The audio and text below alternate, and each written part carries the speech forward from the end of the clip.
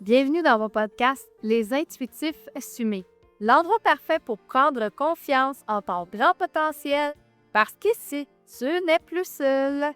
Découvre des gens inspirants qui ont sensiblement un parcours similaire au tien. Je te jase de mon expérience dans laquelle tu risques fort de te reconnaître, puisqu'on se rejoint tous en tant qu'intuitifs, maintenant plus que jamais. Salut, si tu me découvres pour la toute première fois et que tu arrives dans mon univers, je suis Marie-Ève Fredette, accompagnatrice de l'âme, messagère des mondes subtils et je t'accompagne à révéler la plus merveilleuse version de toi-même, à faire du recouvrement d'âme, à aller chercher les parts de toi qui sont parfois restées prises, cachées ou qui manquent d'amour, qui ont besoin de pardon, qui ont besoin d'être bercées et aimées. C'était une semaine un petit peu particulière. J'avais l'impression que ma semaine était une thématique basée sur la religion, qui rejoignait une majorité de gens. J'ai reçu des messages me parlant de la Bible, des messages me disant: Marie-Ève, tu me parles de me connecter avec mon âme quand tu me fais une séance, mais dans ma religion catholique, c'est pas bien vu, mais j'ai envie de me dépasser. Est-ce que c'est des blocages? J'ai envie de te dire un gros oui. Un très gros oui en majuscule, en lettres capitales. Pourquoi? Parce que c'est la religion, ça a été inventé par l'homme. Eh oui, je t'apprends rien, c'est pas Dieu, c'est pas la source qui a inventé ça, c'est pas l'univers non plus, c'est l'homme, c'est l'humain.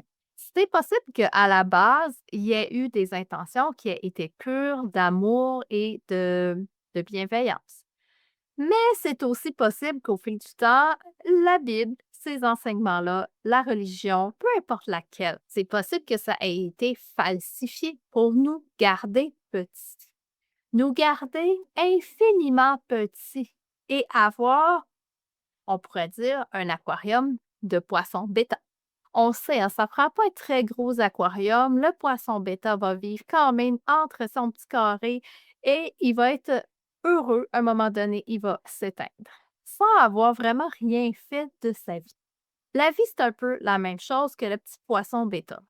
Tu as le choix. Tu as plusieurs formats d'aquarium. Il y a le poisson bêta, bien entendu. Tu as le petit poisson rouge qui est un peu plus chanceux. Il va avoir une aquarium un petit peu plus grande. Et si tu as des poissons d'eau douce, des poissons d'eau salée, ils vont avoir encore un aquarium un petit peu plus grand.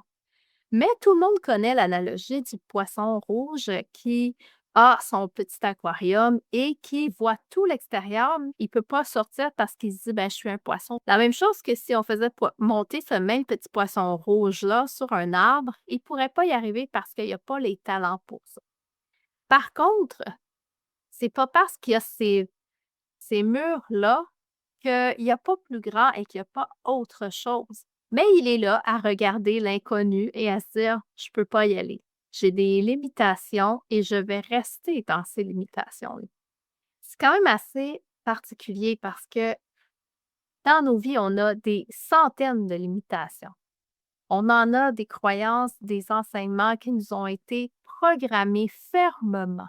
Un peu comme un logiciel informatique que on Un peu comme un logiciel informatique qu'on ferait jamais de mise à jour. Donc, ça peut pas être fluide au fil du temps. On peut pas avoir de l'adaptabilité si on garde toujours le même logiciel parce qu'on est donc confortable avec ce logiciel-là. Je le connais. Pourquoi j'irais faire une mise à jour et tout changer ce que je connais?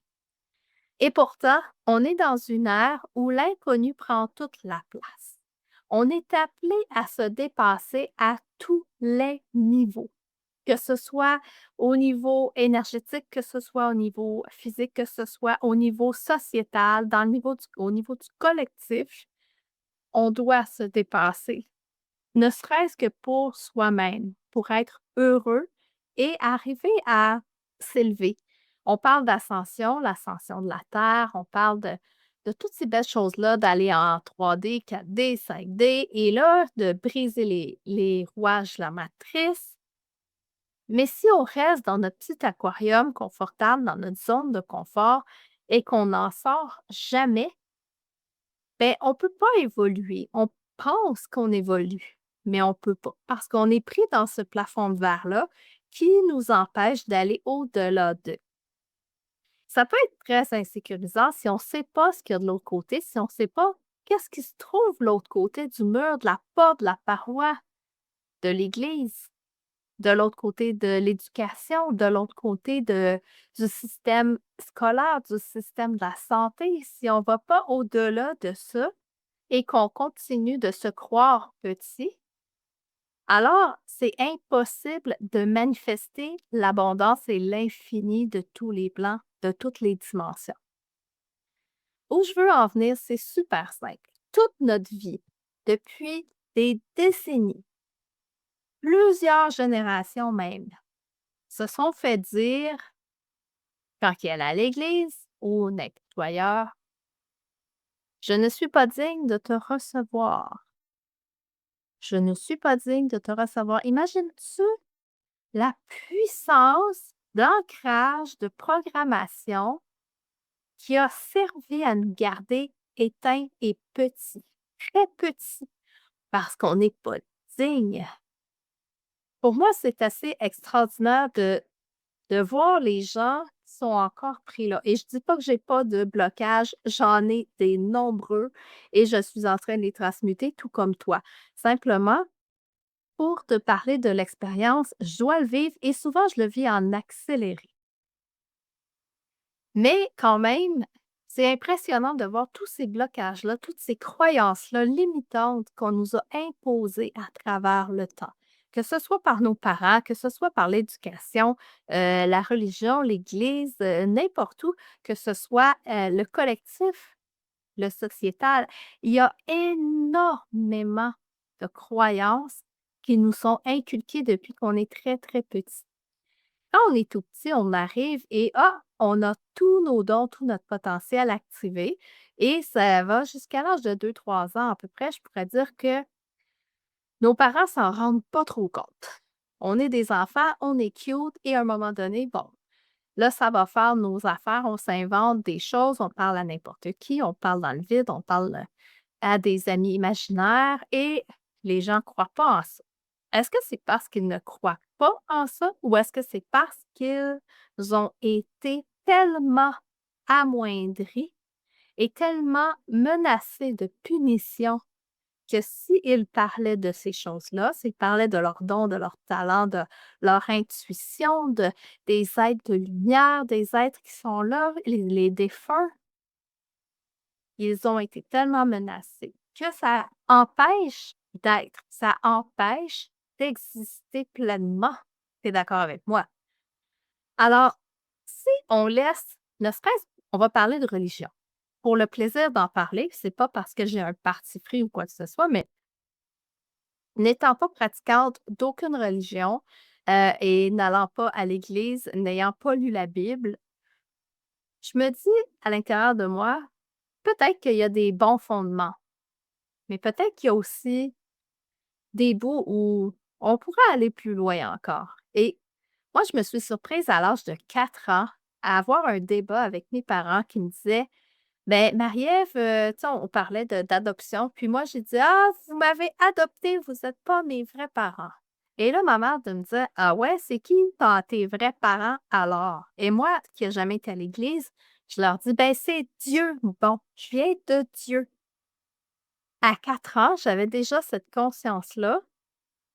En fait, j'avais cette conscience-là, ça faisait partie de moi, ça faisait partie de ma véritable nature. Qu'est-ce que Dieu? Ça, je te laisse libre cours à ton imagination. Tu peux l'appeler Dieu, l'univers, la source, n'importe comment. Ça ne me dérange pas vraiment, tant que toi, tu y crois et tant que ça résonne en toi. Je te parle de Dieu parce que c'est le nom que j'ai sorti à l'âge de 4 ans. Aujourd'hui, j'utilise plutôt le nom de la source, l'univers. Des fois, Dieu, ça m'arrive aussi. C'est fascinant de voir à quel point on peut avoir l'impression d'être dans une cage dorée parfois. On nous a imprégné l'idée que on serait puni si on allait à l'intérieur de soi. Imaginez être puni pour exister pleinement, être puni pour arriver sur terre avec tous nos dons, tout notre potentiel. Il y en a une Moses de gang ici qui se sont éteints, hein, n'est-ce pas?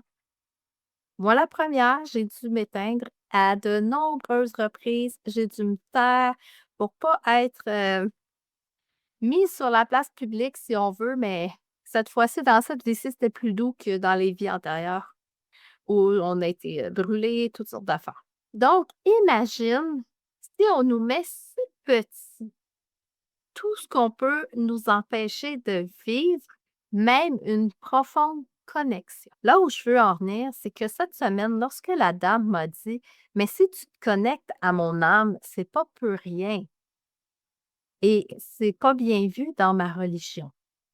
Alors j'ai envie de te parler de qu'est-ce que c'est quand je me connecte à toi, quand je me connecte à ton âme. En fait, on est tous déjà interreliés. Imagine des fils infiniment petits, en fibre optique, mais invisibles à l'œil nu, qui nous relient tous entre chacun. Chaque humain sur Terre est relié avec ces petits fils et c'est relié également à la source, à l'univers, à Dieu. Appelle ça comme tu voudras, ça fait aucune différence pour nous. Imagine donc ces petits fils qui nous unissent tous et chacun. Mais imagine que moi, j'ai un interrupteur que je décide avec la conscience juste d'allumer l'interrupteur et là, je peux voir ce que tu portes en toi. Je fais ça uniquement quand tu me l'autorises, bien entendu. L'autoriser, ça veut dire dans un soin, quand tu me poses des questions, quand tu me demandes de t'aider quand tu me demandes conseil, quand tu viens dans un voyage au cœur de soi, que je dis que je me connecte à l'énergie du groupe, j'allume l'interrupteur. Mais quand tout ça est fini, je referme l'interrupteur. Je n'ai pas besoin de garder ce contact-là avec toi. Pour moi, c'est une forme d'ingérence. Donc, si moi, ça ne me tente pas que les gens me voient et qu'ils me lisent à tous les coins de rue, je préférerais ne pas faire d'ingérence aussi pour pas attirer ce genre de choses-là également. Parce que c'est jamais le fun quand tu te fais aborder puis que tu as rien demandé puis on dit plein de choses sur ta vie, n'est-ce pas? Comme c'est certain que ça peut faire peur, tu te connectes à mon âme, c'est comme une mise à nu que tu fais quand tu m'autorises à ouvrir l'interrupteur. Mais c'est tellement beau ce que je vois. Oui, ça peut arriver, je vais voir tes blocages, je vais voir tes fragments d'âme, je peux voir tes guides, je peux voir les êtres de lumière qui sont avec toi. Je te vois toi. Je vois pas le voisin, je vois pas, ton ami, ton chum, ton mari, ta femme, c'est pas ça que je veux voir, c'est toi. C'est sûr que si ton mari, tu très proche, ta femme aussi, ton ami, tes parents, tes enfants, ça se peut qu'ils apparaissent. C'est normal. Ils sont dans ton élément et ils sont dans ton environnement. Ils sont indissociés de toi. Une lecture d'âme, c'est simplement de dire qu'est-ce que tu as besoin ici et maintenant. Quand je fais une lecture d'âme, c'est parce que tu me le demandes, c'est parce que ça résonne avec ton cœur. C'est parce que tu as besoin d'entendre quelque chose ou juste d'avoir un petit déclencheur pour te rappeler l'essentiel. Pour te ramener dans ton chemin, pour te ramener là où tu es rendu et pour te donner un petit coup de pouce pour aller plus loin que cet aquarium-là qu'on parlait tantôt. Tu sais, les vitres de l'aquarium. Mais imagine que ce poisson-là, il arrive à respirer en dehors de l'eau. Et là, il devient un humain et il arrive à aller plus loin dans la pièce dans laquelle il se trouve. Et là, il ouvre la porte de l'appartement, il sort de l'appartement et il y a le monde encore. Et quand tu sors, mettons, de ta ville, tu as ta province, ton pays, tu as l'océan, tu as la terre, tu as l'univers et il y a encore plein d'autres choses à découvrir. Alors imagine si tu osais aller traverser ces plafonds de verre-là. Qu'est-ce qui arriverait? L'inconnu, c'est insécurisant, mais c'est pour ça qu'il y a des guides. Parfois, les guides sont terrestres. Parfois, les guides sont invisibles, sont dans le subtil. Parfois, tu es ton meilleur guide. Il y a aucune mauvaise réponse. Il n'y a que de la curiosité et de l'envie d'aller un peu plus loin, d'aller explorer encore davantage tout ce qui s'offre à nous. Et je peux te confirmer par expérience, parce que depuis que j'ai 3 ans que je canalise les êtres de lumière, je peux te confirmer que même si je pense que je sais plein de choses, je ne sais absolument rien. Et surtout, n'hésite pas à aller t'abonner sur ta plateforme favorite pour ne rien manquer, recevoir même l'infolettre si tu le souhaites, afin de savoir exactement quand va sortir le prochain épisode.